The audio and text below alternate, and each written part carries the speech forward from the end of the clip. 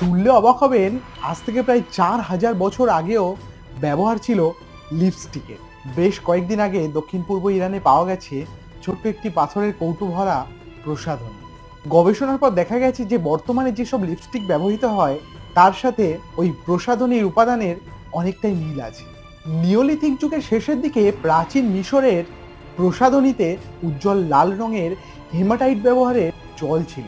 গবেষণার প্রতিবেদনে জানা গেছে কৌটোটি লম্বা এবং সরু, যার ফলে ব্যবহারকারী কৌটোটি এক হাতে ধরে অন্য হাতে ব্রাশ দিয়ে সেই প্রসাধনীটি ঠোঁটে অথবা গালে লাগাতে পারত। খ্রিস্টপূর্ব 12 শতকে মিশরীয় প্যাপিরাস চিত্রে এমন দৃশ্য আমরা দেখতে পাই। মিশর এবং মধ্যপ্রাচ্যের প্রত্নতত্ত্ববিদ এমন অনেক প্রসাধনিক দ্রব্য খুঁজে পেয়েছেন।